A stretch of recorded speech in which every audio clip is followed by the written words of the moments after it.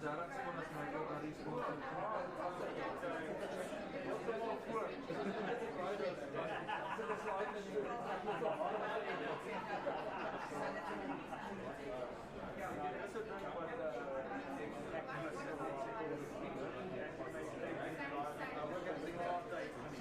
Free market content.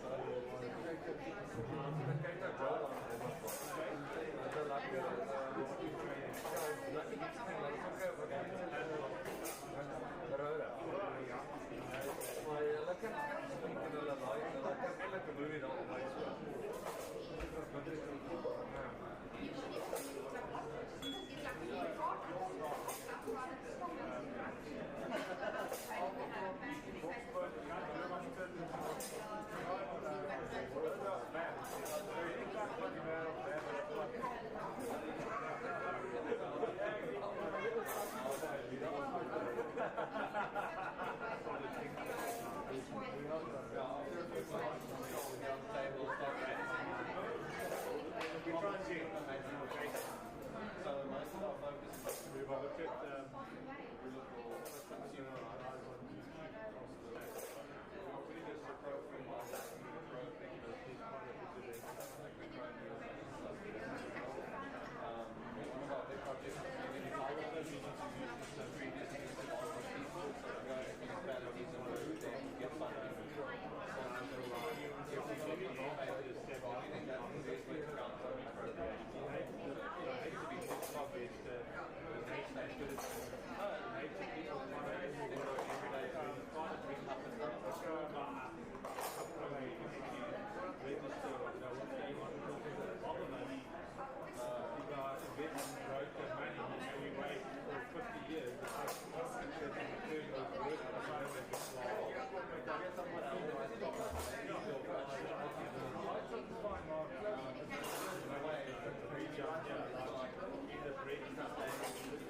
Certificado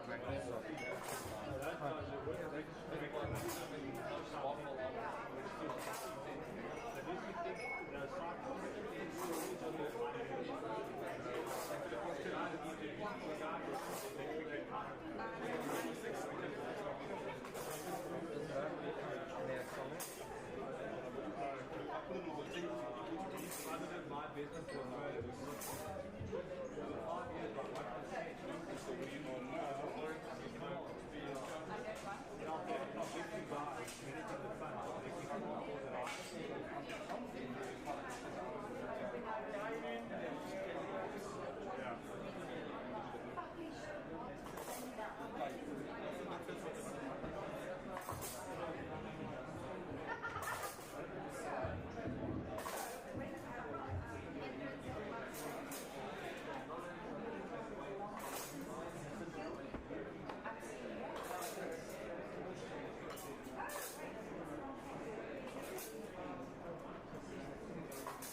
was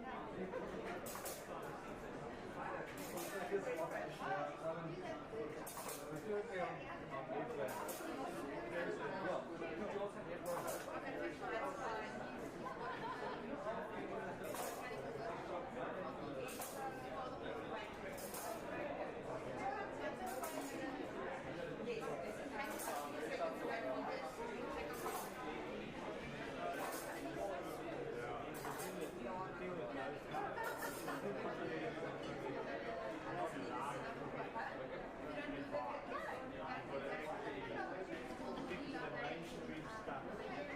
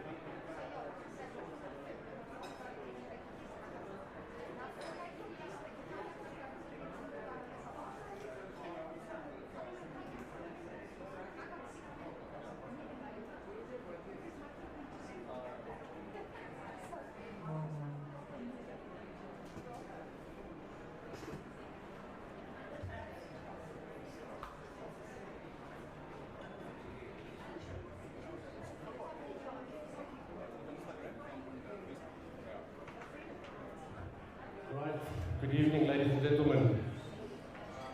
Welcome to the Business Book Club. Oh my goodness, can you believe it? I can see that there's a lot of social distancing happening, not so much at that table, but I hope you guys are family. But can you believe it? This is our first event, not of this year, it is our second event, but our first event after lockdown. So we are very, very privileged this evening to have another Business Book Club event. Who here is at the Business Book Club event for the first time? Excellent. Lana, welcome to the Business Book Club. Welcome, guys. Thank you. Thank you for joining us. And really, just a little bit of background about what the Business Book Club is about. We've got Pavlo here. He wrote his second book. The whole audience has read the book, so we're going to go into a Q&A immediately after this. And yeah, you know, for those of you who don't have the answers, we've got tables, we've got tequilas, and a few other party tricks. But really, guys, the Business Book Club started in April 2017. We started it as an organization where we can share knowledge. Because the reality is, and I think we've coming out of a space and out of a period of crisis where we didn't know a lot of things. But you know, the reality is, you sometimes don't know, not sometimes, you don't know what you don't know. And that's a very dangerous space to be in. The moment that you obtain knowledge, you allow yourself to elevate your level of consciousness. In other words, you become more aware of your thoughts, your thinking, and then you have the ability to change and make choices about your behavior. That's why reading is imperative to your personal growth, because otherwise you will just be regurgitating your own freaking thoughts. Because you repeat about 80 or 90% of your thoughts that you had the previous day. So on a daily basis, you repeat 80 to 90%. So you've got to get new stuff into your head. It's imperative. But the purpose of the Business Book Club is because we here are mostly privileged. The purpose of the Business Book Club is to share knowledge and to give knowledge to those who do not have the means or the access to the knowledge as easy as we do. Now tonight we want to thank you guys for the contribution that you've made in paying it forward and allowing the Business Book Club to donate books to those in less privileged communities. And tonight's count, Bruce was 16 books. Great, guys. Thank you very much, because every drop, every book can change a life. So your 16 books means a hell of a lot to us and to those that are benefiting from it. Thank you. Big round of applause, please. All right, so tonight is about sharing knowledge. But before we do that, we've got a competition that we are running. Bruce, would you like to share to our members what the competition is about? Good evening, everybody. So as a Business Book Club, we like to keep things fresh and interesting, and mostly we want to spread awareness about the Business Book Club. So on the table, I've put together a leaflet for you guys to read through, but there's a competition, and whoever has the best picture or video or anything interesting that captures the imagination about the Business Book Club wins a book signed author. So all you're going to do is follow the instructions that are on the note over there. Is basically tag the author, tag the establishment, tag the Business Book Club on your picture on Instagram. And at the end of the evening, there's somebody sitting somewhere out of here, far away, who's adjudicating. They'll whisper to me, and I'll announce the winner at the end. May the best person win. Thank you, Bruce. Bruce, is there a hashtag in it as well, or is it just the tagging? It's the tagging and the hashtag. Is it the tagging and the hashtag? And what are and the two hashtag words are? The Business Book Club. Oh, just the one. All right, excellent. Okay, so without further ado, let's start our evening. And I'd like to welcome Pavlo to the Business Book Club. Welcome, Pavlo. Thank you. Pavlo, this is your second interview with us. We appreciate your time that you're spending with us and sharing your knowledge, because you don't know what you don't know. But Pavlo, I mean, I've had people that, you know, they attended your previous book launch just the other day. And they were like, how did you do this? Was it a question of the publisher didn't like all the stuff you wrote in the first book and they said there's a part 2 of it? How did it come about that you were able to firstly produce another book and to produce it within such a short space of time, which is not normal for normal authors? I got conned. That's why it's here. Okay. Do you want the long story or the short story? The A interesting medium story. Is medium more or less right? So I got a terrible phone call, a horrible phone call, in late December last year from 2 businesses that I work with based out of Hong Kong. And they started to describe the conditions of the lockdown. And it was terrifying. Honestly, you know, we were still unsure as to whether COVID was real or not. We thought that it might be a flu instance in China. And the Chinese government had acted very quickly, as we all noticed and we saw. And they started to describe the environment that they were now facing. And these are 2 well-established businesses with long trading histories, family businesses. The individuals entirely dependent on the businesses.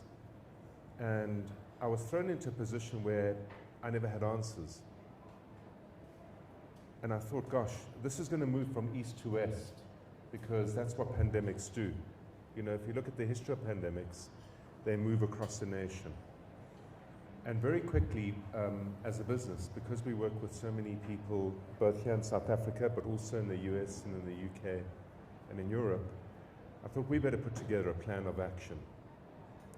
So about 3 weeks before the lockdown took place, I worked with Pippa, who's over there, and I said, we are going to do a thing called a webinar. This thing called a webinar. And we went onto YouTube and we looked up a little bit about webinars, and we found a webinar platform. It wasn't a webinar platform, it was a Zoom session, so it was a Zoom meeting. And we sent messages out in social media, and next minute we had about 1,800 people in a meeting on Zoom. In a meeting on Zoom. This is before we can figure out how the whole thing works. And I put together content that I had used to try and help our clients in Hong Kong, called Build a Business Battle Plan to Survive COVID. And we delivered the content. And Jacques, I started to look at the chat, and the chat started to ignite. And I was reading the chat as I was delivering the content. And after we finished that, we placed it onto YouTube, and it got watched again and again and again. And my publisher, Pan Macmillan, turned around and said, you need to convert that into a book. And I turned around and said, it's not going to be possible. There's just too much going on at the moment. But if you meet Terry Morris from Pan Macmillan, she looks like you. She looks sweet and innocent and nice and kind. Sweet and innocent. She looks sweet, innocent, nice, and kind. And she looks empathetic. She makes it as if she understands your plight. And then inside that velvet glove is a steel fist. And I landed up saying yes to her, and 100 days of hell began. 100 days? 100 days of hell, because whilst that was being written, I was dealing with the most profound number of crises across 5 different countries in the lives of business owners. And we managed to get it out. We managed to get it out eventually. But it was, I would never have done it. At the end of it, I thought back and thought, gosh, I would never do this again. It was an impossible timeline. I felt as I wrote it, the content that goes into there has the ability to lift people out of some terrible circumstances. You would have read one of the entrees in one of the chapters over there was a message I got about a business owner who had committed suicide. And it was completely unnecessary. So So I was getting a lot of those calls in the midst of writing this book. It was a difficult period, huh? Not so easy to do. Yes, I can imagine that. Just reliving it can be quite hectic. And I mean, you probably slept very little. You had to help people survive. I mean, that's really what it was. But this is not the first time you've been in a crisis, Pavlo. No. You know, what's one of those sayings that you have on this a sailor? A smooth sea does not make a skillful sailor. Make a skillful sailor. So you've been through some of these crises. And I mean, share with the audience a bit about the curve, the curve, and your experiences, how you went through that curve. So there were two benefits. In fact, I think the opening lines are something like the muscle memory and scar tissue of the first business I built at the age of 20, thinking I was clever. Because at 20 we think we're clever. Had really not come back to haunt me, but have come back to serve me. And the story is that at about 21 years of age, I was very heavily influenced by an article that my father was reading in the newspaper when I was a kid. And he would come home from work and he would sit down on the couch. He was a lot older than me. And he would pull out the newspaper.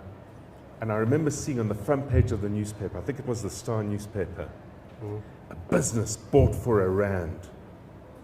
And I didn't really understand what it meant. And I said, Dad, what does that mean? And he said, well, son, this business was bought for R1. And I thought to myself, wow, businesses are cheap. They're cheap. It's not that hard to get into business. And I found myself in a position where I found a business that was in the hands of 3 business owners who were a lot older than me, maybe 40 years my senior, 45 years my senior. And they agreed to sell me the business for R1. And I agreed to buy the business for R1. Because as a youngster, in my head, that's what I understood businesses would be sold for. And I remember walking into the business on the day that transfer took place. And this genius over here bought the equity of the business, not the assets of the business. They walked out smiling. I walked in smiling. And I remember looking at the staff in the business, the employees. And in their eyes, they had pity and dread. And I thought, gosh, what's going on? This is a very weird setting. By the end of the week, the 3 sellers had immigrated. 2 went to live in Australia, 1 went to live in England. By the end of the month, the phone began to ring. And I owed Standard Bank and Absa 4.2 million rand. And you are just on 21, just the other side of 21. So the way that you do a turnaround is the way that you respond to a crisis. And when I wrote the book, I was reflecting about the COVID crisis. And in reflecting on it, I thought about that first business I bought. I then repeated it with the second business. But subsequently, since then, I have lived through burst water pipes destroying all my stock. I have lived through large corporate clients not paying, period. I have lived through IP theft. I've lived through, you name it. It's literally any business owner has lived through it. And Jacques, it made me realize that in many ways, we face crises every day. And if we could develop a strategy to cope with a crisis, it would be profoundly useful. Because the thing is, as a business owner, you mostly feel on your own, and you mostly are on your own. You might be in business with your father, you might be in business with a partner, but the problem when you're in business with someone is eventually you start thinking alike.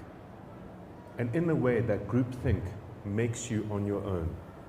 The second thing about running a business is if I build a business, typically I would build it against my interest, my passion, my skill, my strength, And let's say I create an upholstery business. My knowledge will be deep and profound on glues and fasteners and on materials and on the process on how you upholster something. And I will live my life for 5, 10, 15, 20, 30, 40 years. And I'll be reading the Upholsterer's Trade magazine every month. And my circle of friends and colleagues and peers and competitors would be people who are either suppliers or customers or in the upholstery sector. And all of a sudden a crisis comes and hits you, and you are out of your depth. Because what happens with crises is that most people, especially in COVID, decided to upholster better. We play to our strengths. And when that doesn't work, you then for the first time face loss. And I drew very, very actively on the loss aversion curve, which was discovered and articulated beautifully by a woman called Elisabeth Kubler-Ross, who's an American-Swiss psychologist. And this woman, who I think she died about 4 years ago or 6 years ago, she is the data version of Mother Teresa. She committed her life, her entire life, to understanding how people recover from the loss of a loved one, someone who has a profound, meaningful impact in your life and gives your life meaning.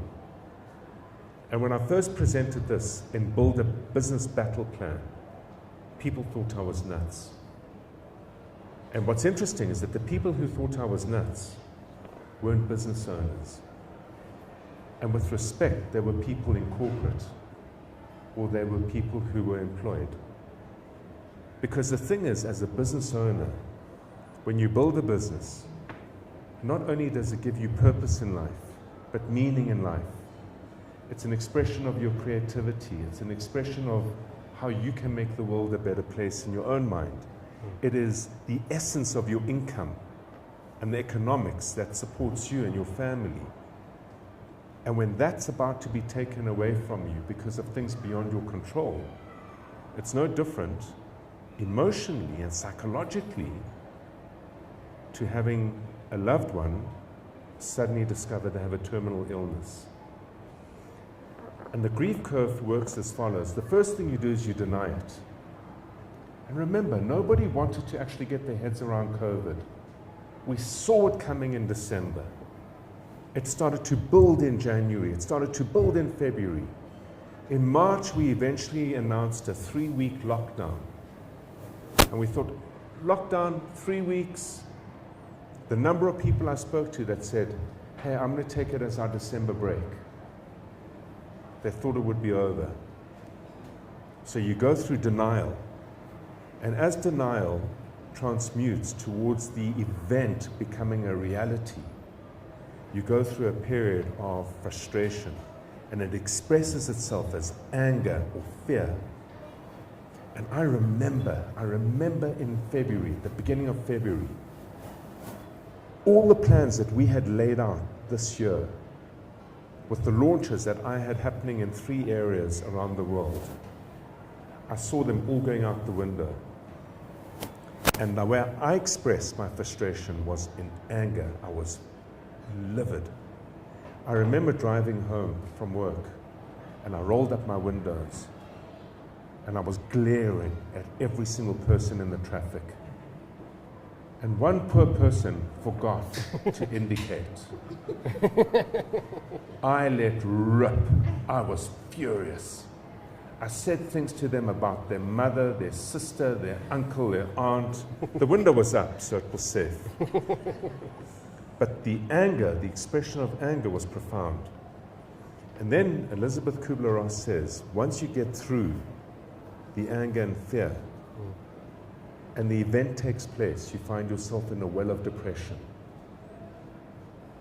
And depression is where things can go horribly wrong. She then argued the way to get out of depression is to act, to do something physical, to experiment, and find a new way of living without the loved person that was in your life. And as you act and you see what works, double down and do more of it. What doesn't work, discard it.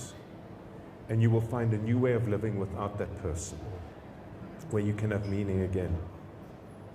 And the reason I thought that was so important is because you can never dig yourself out of a crisis if you're in a depressed state. Because depression prevents you from seeing everything you have, and it prevents you from seeing a path out of hell. And if we reflect back and think about it, Robin Williams, right?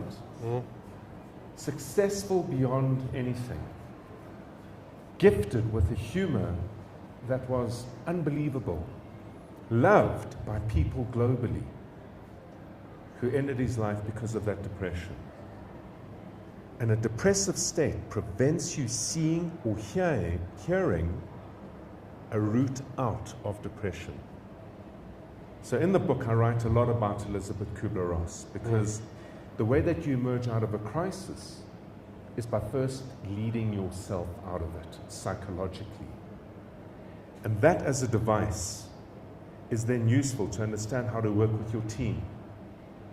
Because members of your team will be at different stages on that life cycle. Your customers will be at different stages on that grief curve. Your suppliers too. And if you don't know how to evaluate somebody in relation to where they are on that curve, your words can fall on deaf ears. And when you're in the front of a battle, your words have to be felt and acted on. Sure. So that's a very useful analogy, and the book describes it very well, because you could use it in any part of your life. It's not just a business relation topic.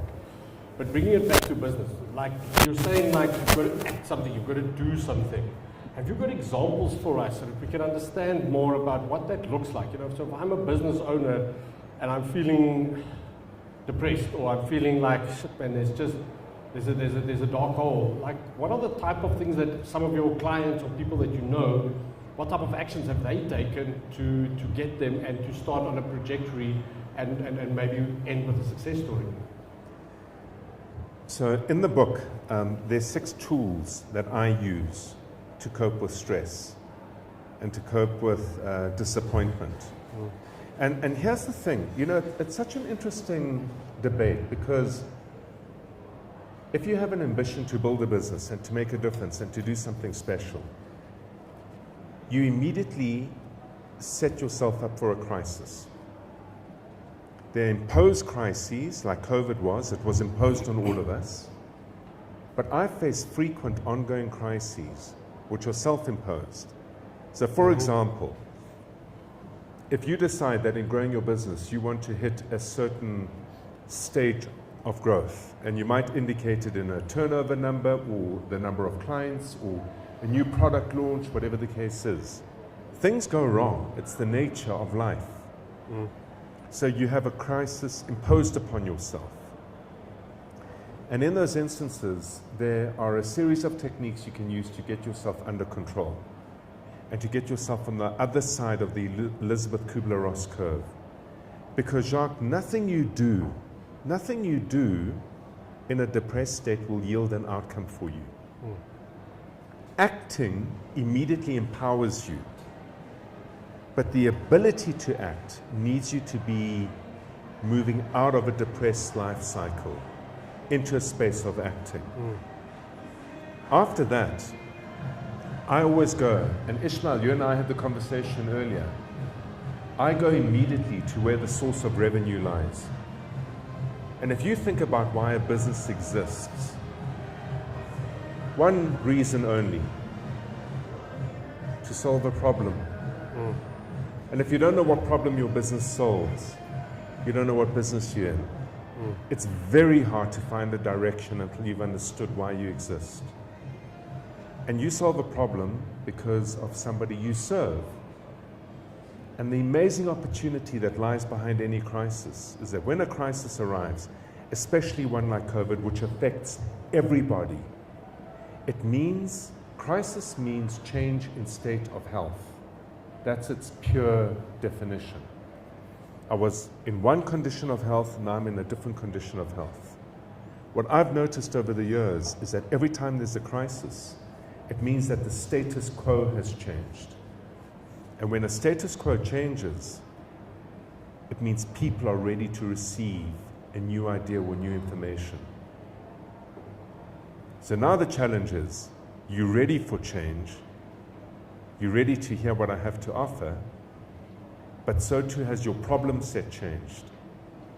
And if I don't recognize how your problem's changed, the problem I was solving before with my service or product that I have now won't be relevant for you, even though you have changed and you're ready to receive a new piece of information. And that's where this strategy comes into play. I call it a battle plan. There's a wonderful book that I recommend everybody read. It's called Startup Nation. In fact, I wish our government would read it, inside out, back to front. You know what's it called? Startup Nation. Startup Nation. There's a country that has 9.5 million people in it that attracts 38% of global venture capital. Exactly, Israel. And the reason it attracts that money is because it leads innovation through technology. And the reason it leads innovation through technology is because it's at war with all its neighbors. And the only way it can find export markets is by developing tech-related products. Ironic that. But the author writes around why there's innovation. And he writes about a story where an officer, everyone has military conscription for 4 years, it's compulsory. So I become part of the Israeli Defense Force, and then you go to a military college if you're going to be an officer. And the officer goes and he studies the theory of battle and Sun Tzu and whatever else he studies. And then next minute they're flown into the battlefront. And the battlefront is urban warfare in Israel. On the ground you have a squad, and the squad is actively engaged in battle. And the officer arrives from college and says, right team, 4 of you go left and the others of you go right. And next minute, these troops turn around and say to you, you go left, I'm not going left. You go left, you're going to get your head blown off. And he says, but hang on a minute, I'm an officer. I'm a lieutenant, and you are a corporal. He says, lieutenant or corporal, you go left, and I will follow. 5 seconds later, and you'll get your head blown off. And that's the way that the Israelis communicate. So when it comes to innovation, and you have an idea, and you tell me to do it, if I don't agree with your idea, I openly disagree with you, and we debate actively. And that process, what we would see as conflict and insubordination, has been harnessed effectively to yield the best out of a team. So if you look at it, when you face a crisis, and you have to find relevance again, by simply upholstering the chair better, it doesn't resolve the problem. You've got to go to the person who buys from you, and you have to start a conversation, what we were talking about earlier, of empathy, to understand how your circumstances have changed, with the view to, through relationship, know how you need to change your offering to make it relevant to that client. Because if you go to your client with a transactional mindset, which is the knee-jerk reaction, I need to do a deal with you so I can get income, given the uncertainty. I won't hear you, I won't see you, and I won't engage with you in a manner where you will open with me to lead my innovation for me to make my old business relevant as a new business today. And that's the toughest chapter over here. Is the knee-jerk reaction. Buy the thing from me. Let me drop my price. Let me almost con you into the transaction. Because if I don't get the cash flow running, I might be closed tomorrow. and I can't feed my family, and you know, the consequences are serious. It's not, oh, it's fine, I'll just open another business. But I mean, Pavlo, you know, in your book, you refer to these stories. And I mean, has anybody read the first book? Pavlo's first book? So there's a few. So, I mean, it's really, really worthwhile. And he really buttons down some good concepts in there.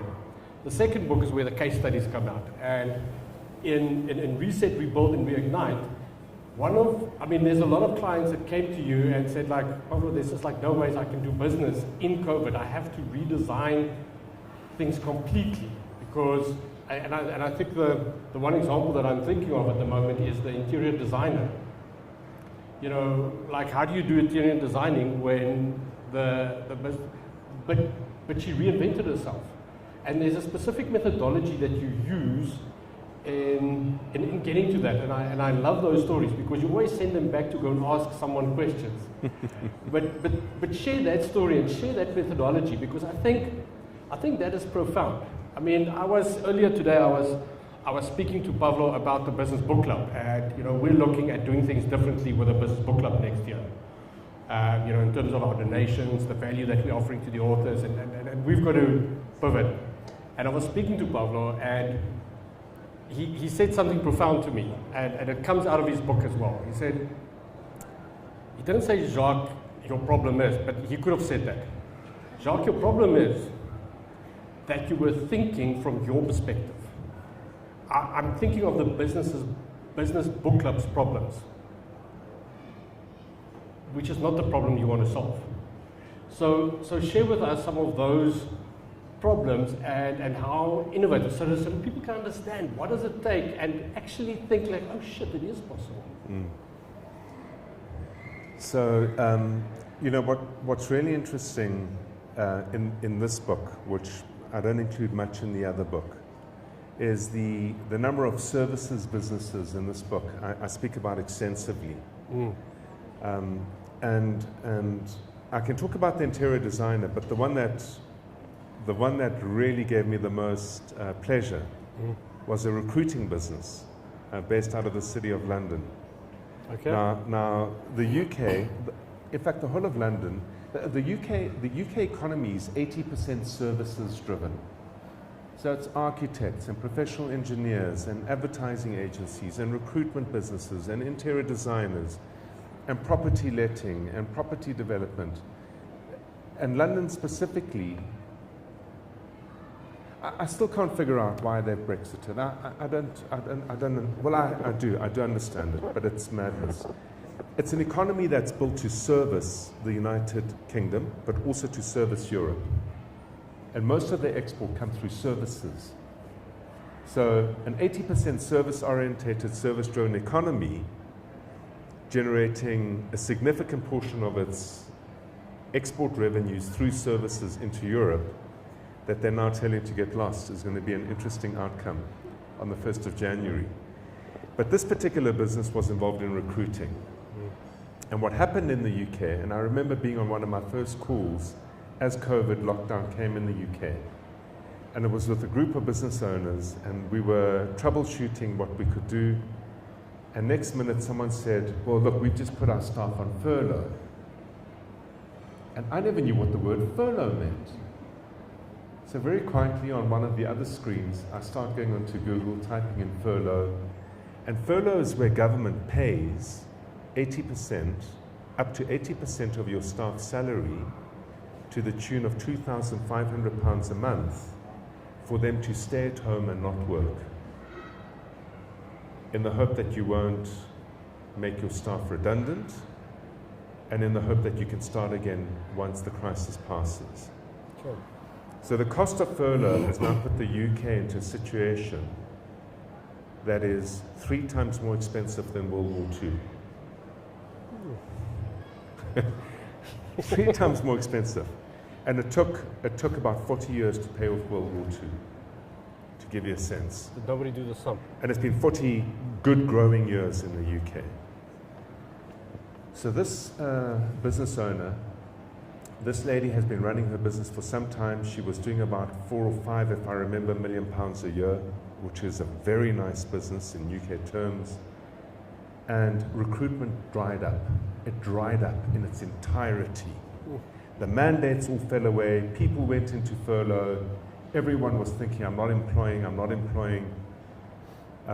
My personal experience of British businesses is they don't have the same levels of resilience and they don't have the same level of mental fortitude that I experience over here. We are cut from a very different cloth. And she was about to lose her entire business. What she eventually ended up doing, once I made her call, I think it was about 7 or 8 of her clients, which were all available at home and which were all happy to engage because the option of not focusing on work would have driven any of them completely insane. She recognized very quickly that their strategies were already moving deeply into a process of digitization. So she introduced 3 new, after listening carefully, Jacques, she introduced 3 new services to them at home. The first was she secured access to an app called Tinker. And Tinker is a great little app because it teaches kids how to program and code. So that screen time at home for kids could be useful, positive, and shoot them into the future of work. Because already she started to produce a whole lot of content around how the mandates she had been offered need to be adjusted to cater to a different kind of candidate that would have a natural affinity with technology and software and digitization. The second thing she did is she engaged our services to on-sell into her clients. So effectively, the business we run in the UK is there to work with business owners to help them grow their businesses into an asset of value. And I gave her a technique that I talk about in the book called the onion peeler. And it sounds completely superficial and it sounds very silly. But the onion peeler is the most impactful, effective, simple way to calculate value in any transaction, in any person, and in any business. And she used the onion peeler method to help her clients right-size their business and specifically to identify which positions in their organigram needed to be preserved and maintained, which positions could be let go of, and which positions that would be new needed to be upskilled and upgraded through candidates with a natural affinity for technology. So over the entire lockdown period, she became one of the most relevant sources of information and partnership to her clients who needed to make the adjustments for their businesses to survive beyond COVID. And of course, what happened when the UK lockdown stopped? She got flooded with mandates. And in the period of, I think it was July, she had a record month after having literally 3 months of 0 revenues. Not a record based on the 0 revenue, but a record in her entire business's history. So the right mindset with a technique or a tool to figure out how to remain relevant and be relevant so that when you are considering upholstering differently, you're going to pause for a minute because that plays to your strength. And you're going to look at doing things slightly differently, being led by the individual who will determine whether they're going to buy the upholstered product from you or not. Absolutely. Incredibly hard to do because you have to rely on other people. But it's a discipline that's vital. Yeah. There's nothing more frustrating. And this is an important point, and I write about this in the book. The trick is that in a crisis and when you're facing severe pressures, you have to constantly maintain on the right-hand side of the Kubler-Ross curve. Because you can come out of depression through a course of action that's giving you a good outcome, only to find that it doesn't work on customer number 50 or customer number 100. And suddenly you're no longer relevant because circumstances have changed again for those clients and customers. And if you don't keep your head, you slip back down into the depressed curve. And that's where it's very difficult to climb out of there repeatedly. Sure. And I guess that's part of, those tools, the onion peeler, is part of the arsenal to do something, to get somewhere, to act. That's what it is. It is. But, the onion peeler, what precedes the onion peeler in the process is something called a value stack. And every single person has value. When everything fails, and I'll never forget where I learned this. Aubrey, what's Aubrey's surname? Masango, yeah, that's right. Aubrey Masango at 702. About 7 years ago, he came to speak to me and he said, hey, listen, can you come on to the late night show, the 9 o'clock show? And I said, yeah, what's up? And he said, last night I had the most frustrating conversation with a bunch of listeners. And I said, what was frustrating? And he said, I was debating with them what they're going to do to improve their lot in life. And a whole bunch of people phoned in and said they're going to strike. They're going to go on strike. And he said, but if you go on strike, doesn't it harm the business? How do you improve your position if you go on strike? And they said, but that's how you get a better deal. And it made me realize something. We are not taught to understand our value. In fact, we believe that if we don't have the privilege of an education, we might not offer value or have value. And I did a really interesting show with Aubrey the following night. And we spoke about a value stack. And a value stack begins as simply as this. You, who you are. What skills, what talents do you have? And nothing came out over air. And I said, okay, any listener that believes that they have attention to detail as part of their natural person, phone me. And someone phoned in and said, man, I've got attention to detail.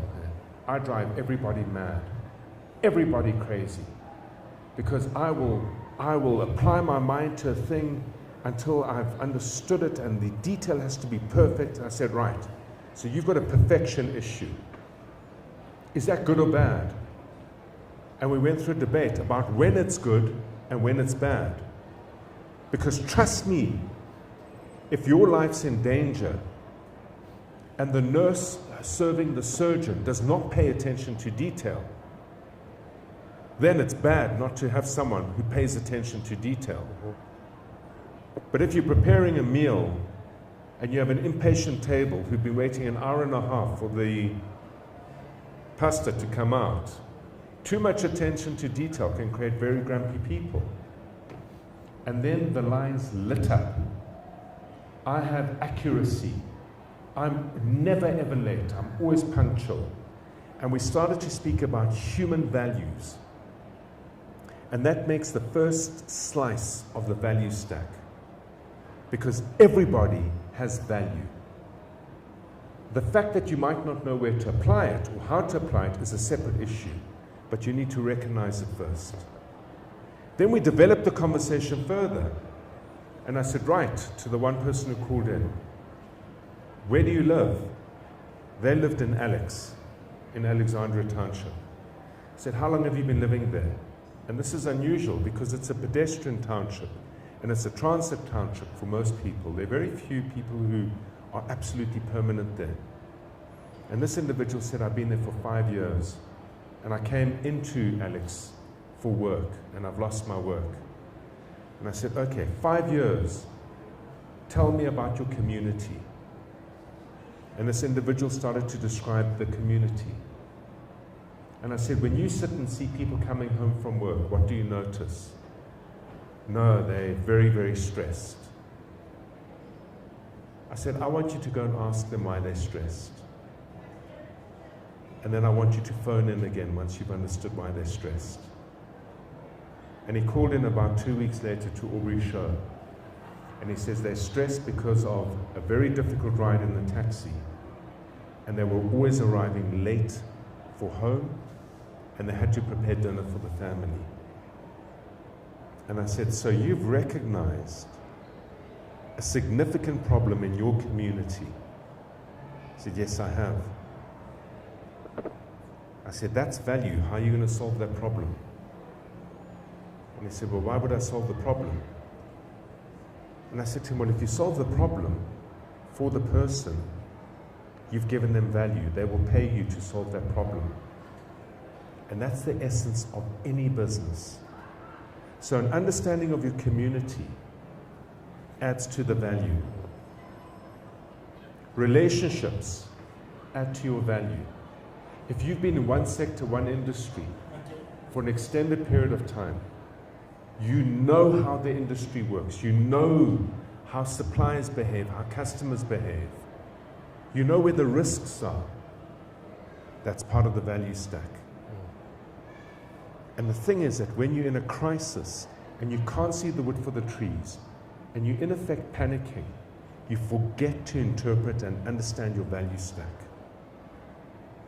And that was a key element in helping that recruitment business profoundly reinvent itself. You know what's so interesting? A lot of the service businesses now are arguing that they're going to be baking in remote work in the United Kingdom. And she's already adjusted ahead of that. She's understood the kind of personality that can cope with remote work and the kind of personality that doesn't. So when she recruits for positions that have remote work as part of the work offering, she's already started to interpret the psychometrics in a way to say, Yes. he would not be good at remote work, or he would be good at remote work. Very interesting. Pavlo, I mean, I really want to open up the floor for some questions, because I'm sure you guys have got a question or two about crisis and tapping Pavlo's knowledge on the subject. But I mean, that whole interview that you did on 702, wouldn't that be great if leaders could do that? Or wouldn't it be valuable for a leader to be able to do that with their teams? You know, to have that conversation, to understand from everybody what's the value that you have.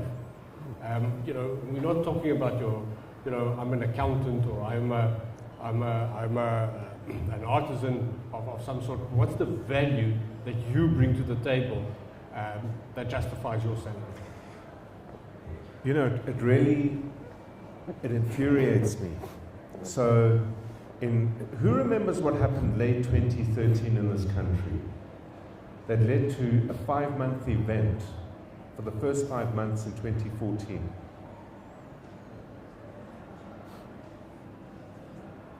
In late 2013, 43 people were killed by the South African Police Services.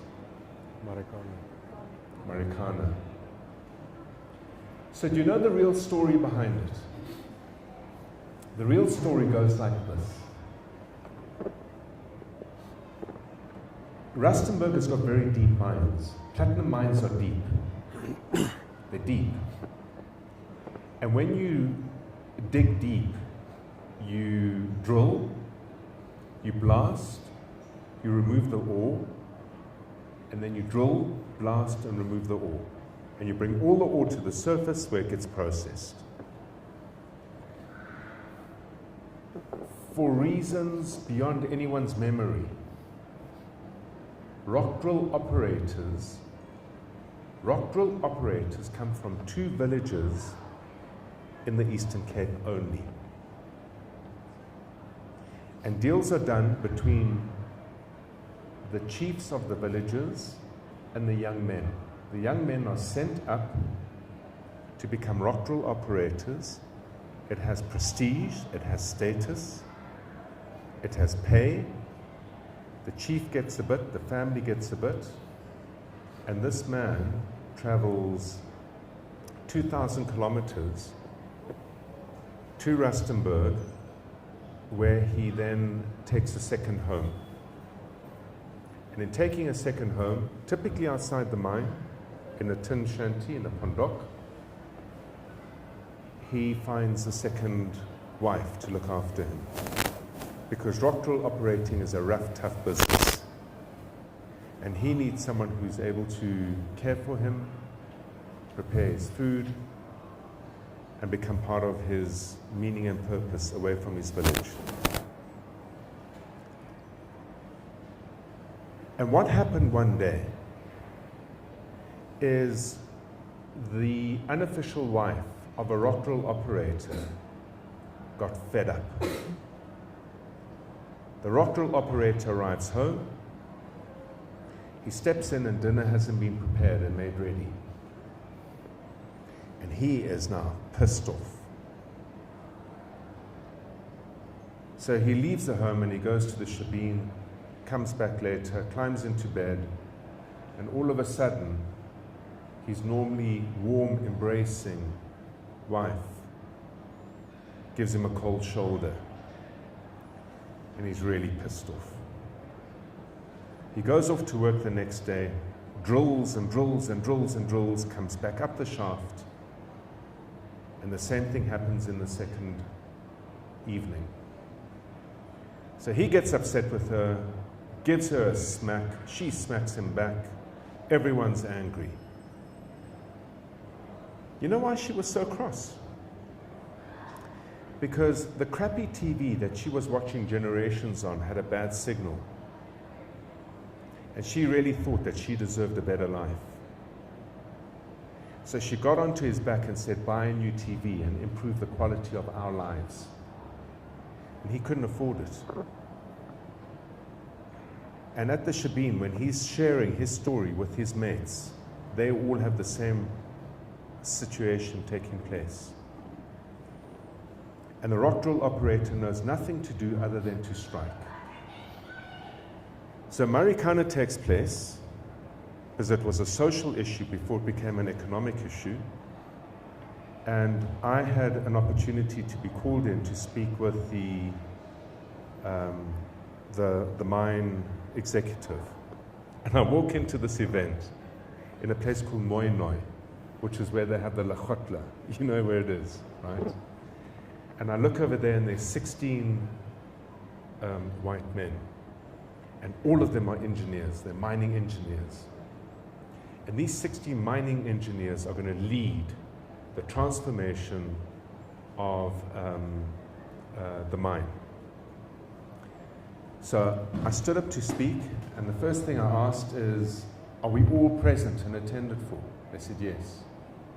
I said, right, I've just got one question before I get going. How many people work in this mine in Lonmin? No, 14,000 people are employed in Lonmin. Okay. How many are black? No, 99.9999999%. I said, okay.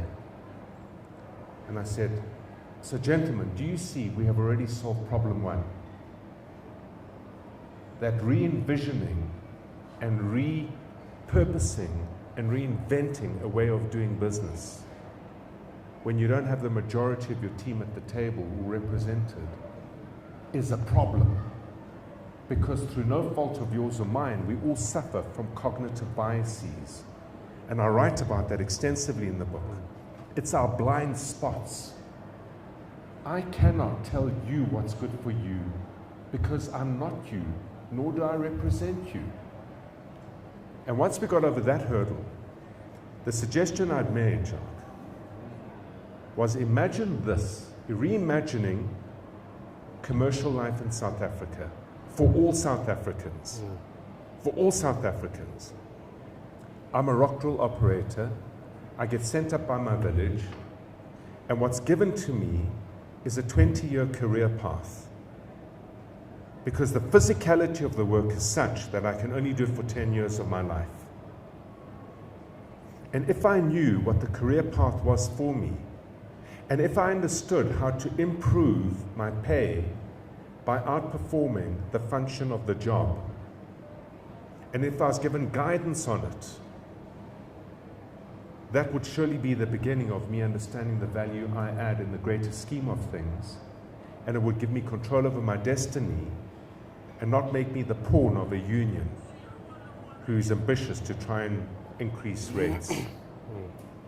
And the suggestion that I put down at that point in time was, imagine a discovery vitality program for your team. In a large corporation, everyone who joins after doing a series of assessments, and a year or 2 or 3 years in, you decide which area you believe you have value to add in based on a deeper understanding of yourself, and then you can progress through a career path where you can increase your income by adding value to the process of the business and recognizing that you have meaning and significance.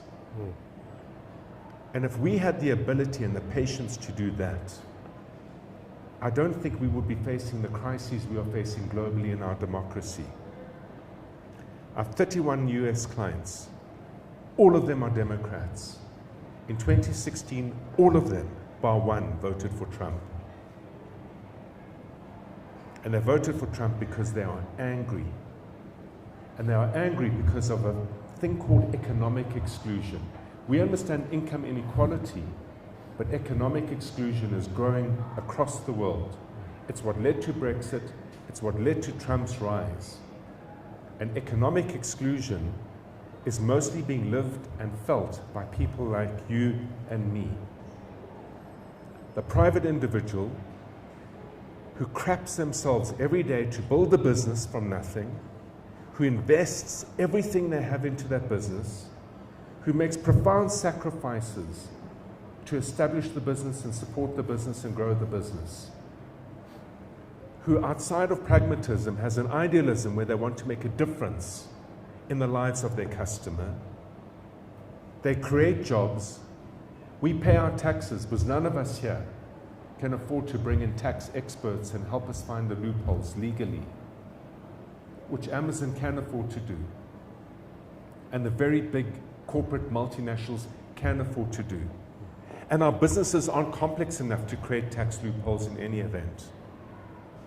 And most of us, by the time we lift our heads on the 23rd, 24th, 25th of February, have realized that it's tax season and we've actually produced a profit.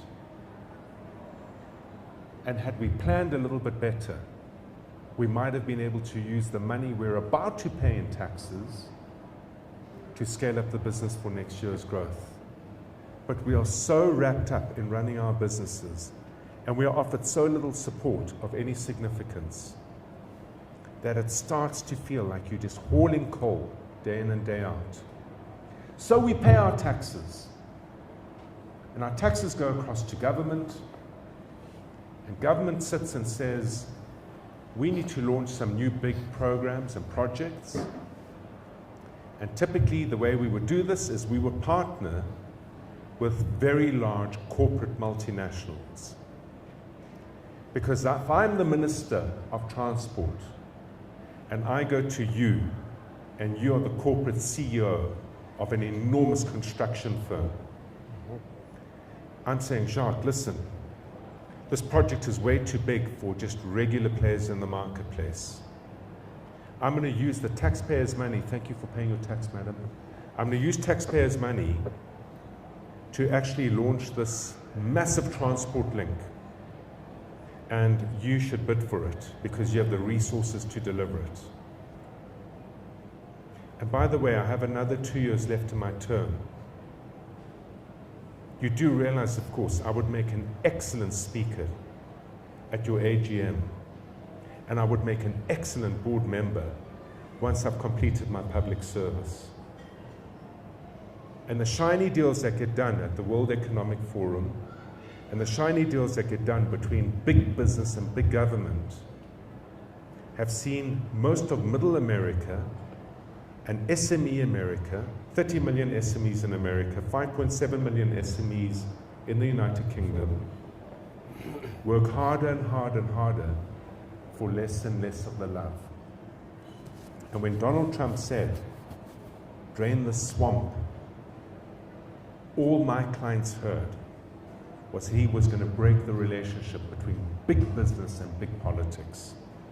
And through that, level the playing field again. So we experience it within the structure of our democracy, and it's a macrocosm of the microcosm that most people experience within their staffing through their business. It's really frustrating to have to see people as people in a business because it creates a whole lot of complexity. But the evidence is there to show that in the long run, if you don't, it compromises your valuations at the day of exit. So, thank you for that, Pavlo. Have we got a few questions from the floor?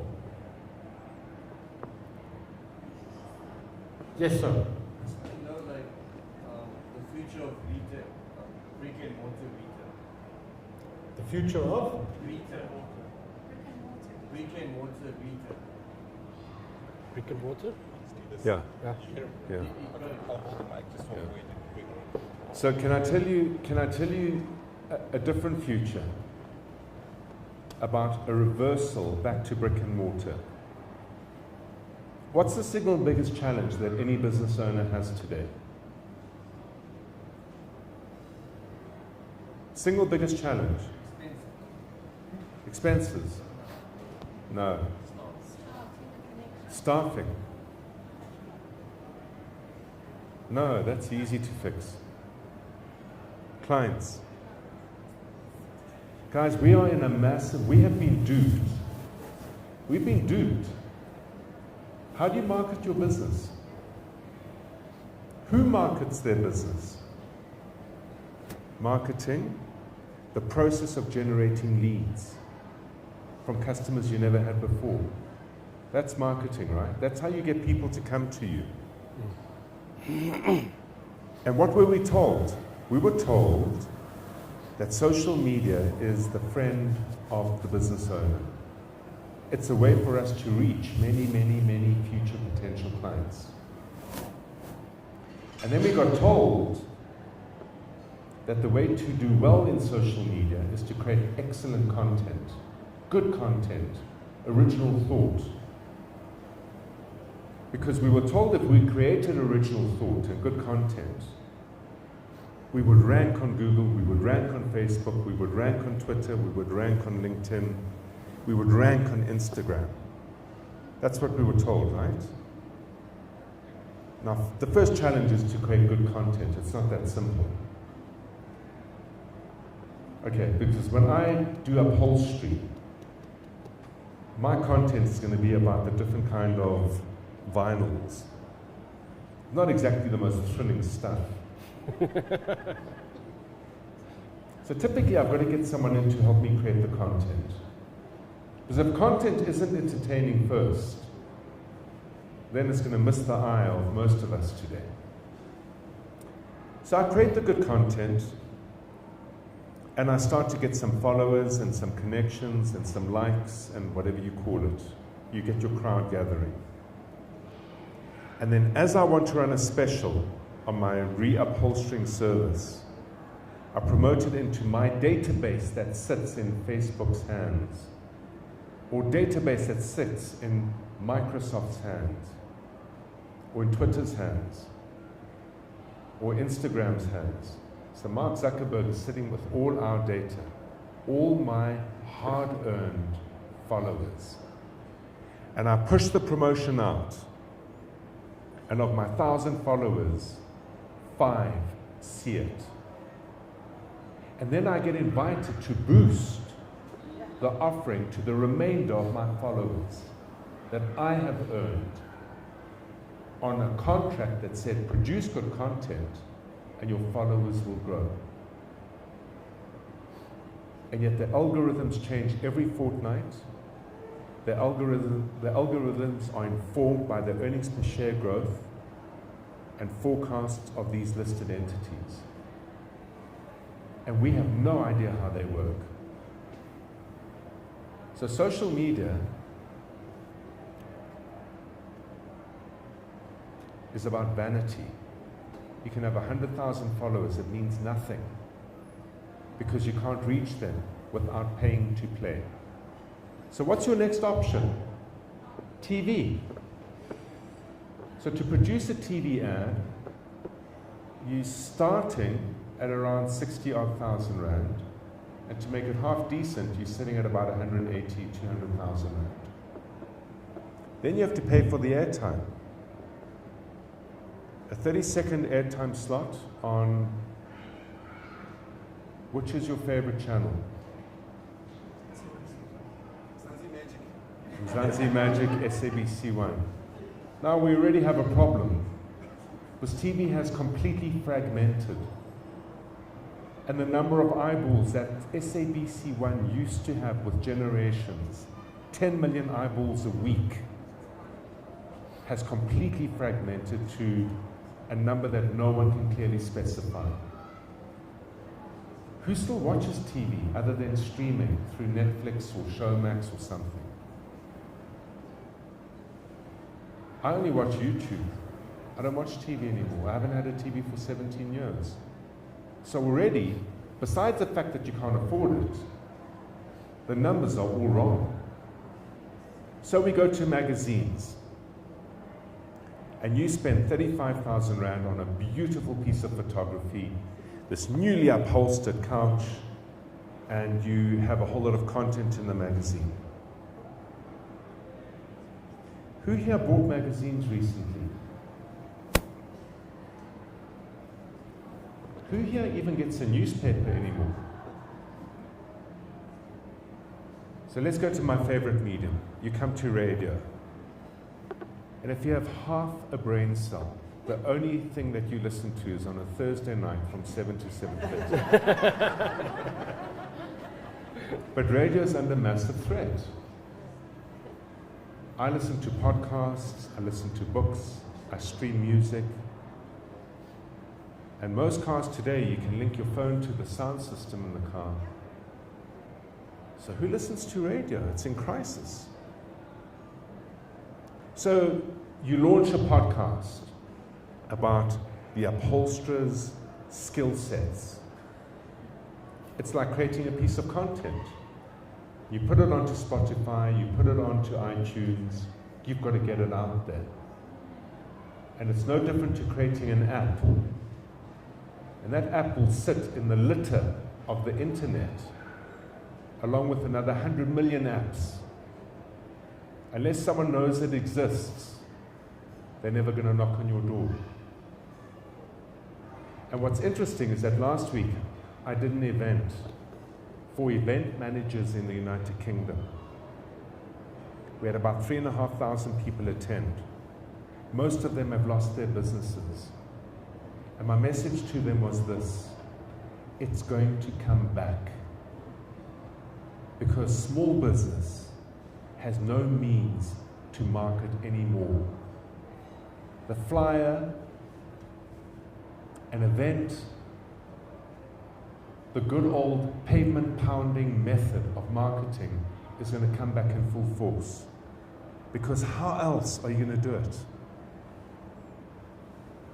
And in the same light, retail is going to come back in a different shape and form. Selfridges has been leading the pack. And who are those guys? The very, very expensive trench coats with the checked... Burberry, thank you. There we go. So I had my first experience of new retail about 9 years ago in London. And I did an interview of the new Burberry Regent Street headquarters. And Ishmael, it worked like this. I walked into the store, and as I walked in, I had someone look at me and speak on a walkie-talkie. And coming down the stairs was this goddess. An unbelievably graceful, beautiful woman. I noticed that behind me was a female shopper. She walked into the store. And as I was looking at this apparition walk down the stairway, I saw the man speak on his walkie-talkie. And on the other stairway came this Adonis of a man. He was stunning. And I sat and waited. The female attendant came to me, and the male attendant went to the shopper behind me. She then took me on a journey through the store. And the journey resulted in me holding a 3,500 pound trench coat. As one does. And she said, given your body shape, I went for the athletic cut. Why don't you try it on? I said, I'm not in the market for a trench coat. She said, trust me, try it on. Try it on. She sent me into a changing room that had 6 mirrors.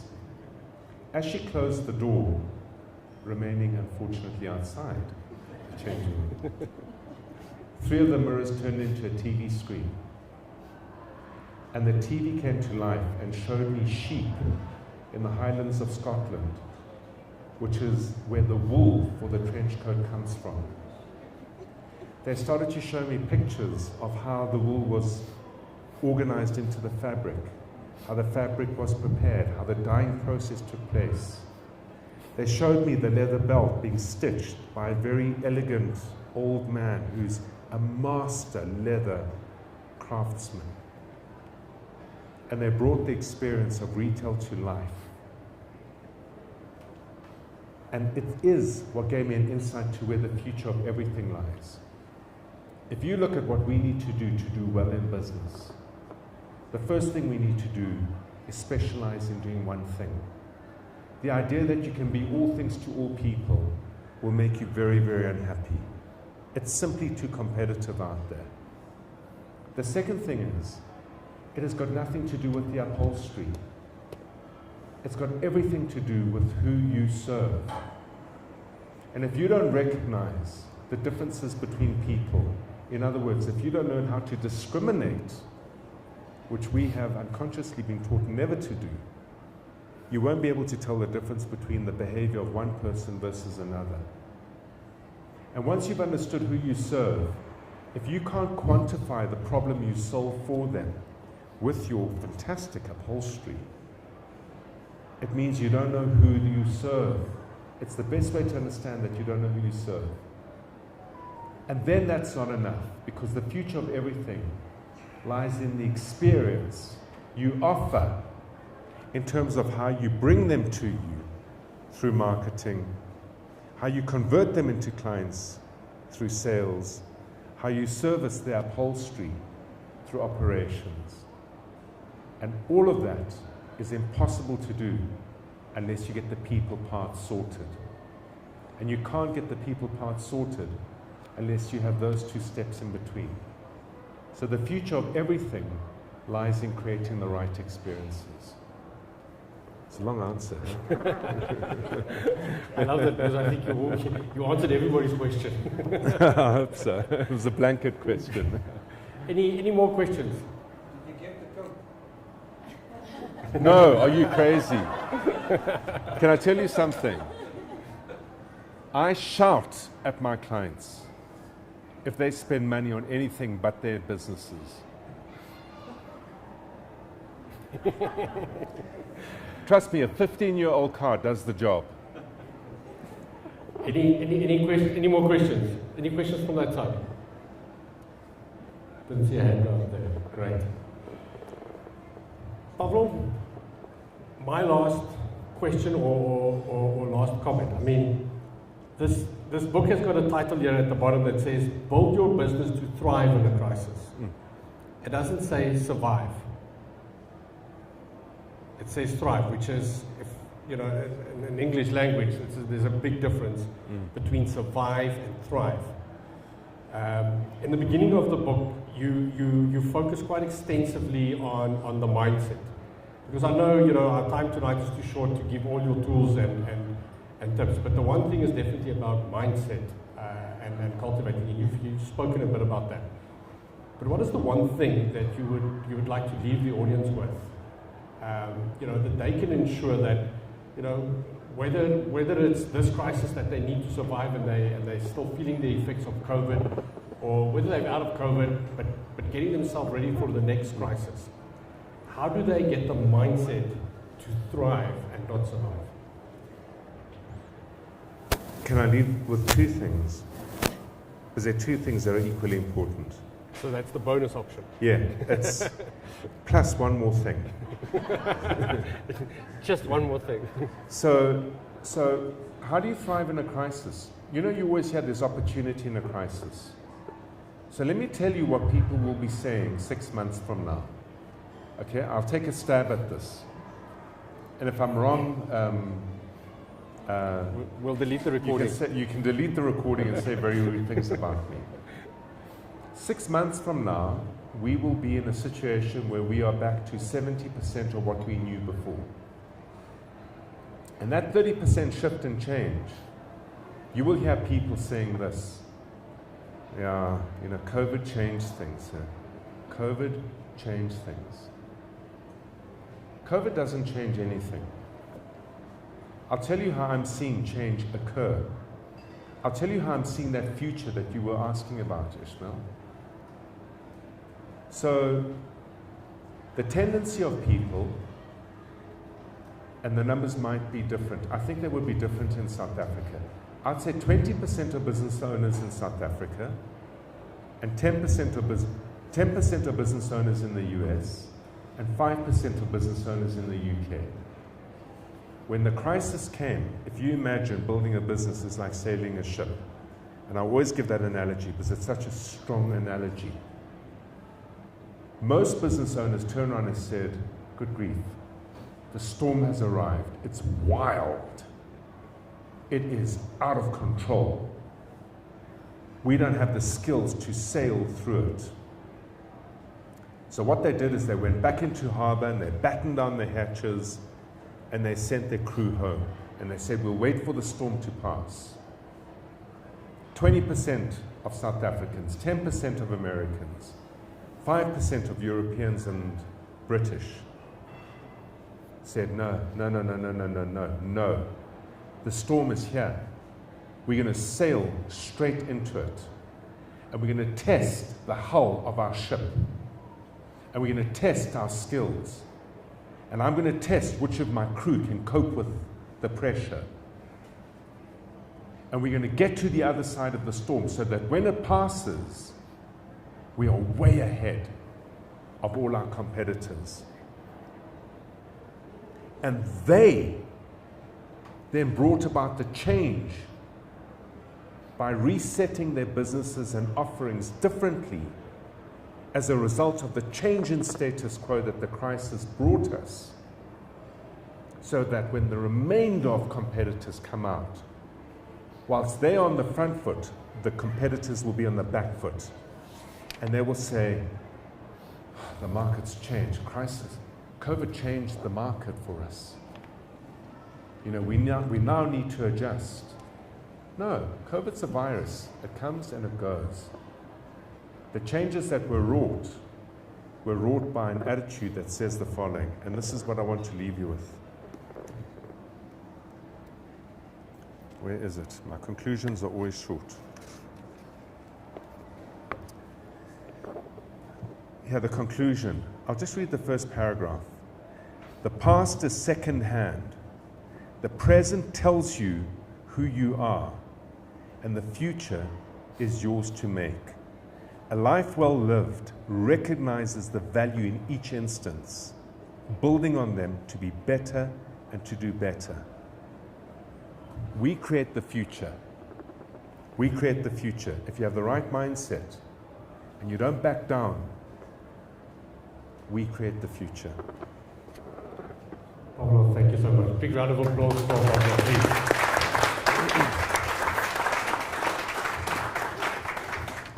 Pablo, that was amazing. Thank you. I mean, once again, you've exceeded our expectations. You've definitely exceeded my expectations.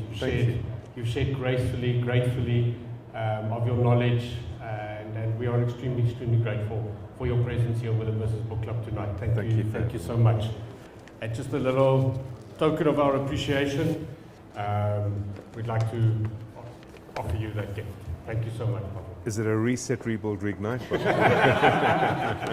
Well, we couldn't top it, so we gave you one with empty pages where you can write the next one. There is another one coming out. Good to hear, good to hear. We also just like to thank our sponsor, The Rock. Guys, thank you so much for giving us this venue. It's always a great place to hang out. We really appreciate it. Thank you so much. The food here is delicious. The drinks are nice and cold. And yeah, the service is great. So The Rock, thank you so much for hosting the business book club. All right, and then I would like to just hand over to Bruce, who would announce our winner of the evening. Thank you, Joel. I gotta say, the winner for tonight, I gotta give you 10 marks for creativity. You really kept on our authors very, very well in the wine glass. So I think that first I've seen that. So you truly showed your appreciation for this place and our authors. So Paula, Quincy, our winner for tonight.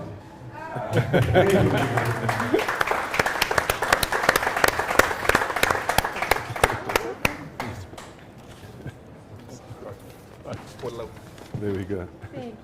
Are you going to take a photograph of this? Do you have to for social media? Yes, sure. There we go. There you go.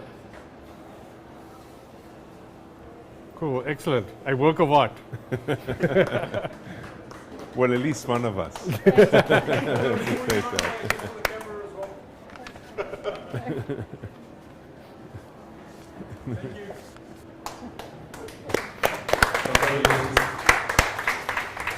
Great, thank you. And Pablo, are you available afterwards for book signing? Yes, sir. All right, so Pablo's book is available at the back to sell. Papa, how much for the book? Pablo, how much for the book? $250 tonight. This is a real good seller. The stories in here is amazing. So, you know, we learn through stories, and Pablo has really shared gracefully the stories of his clients and the people that he knows and works with. So we are very grateful for that.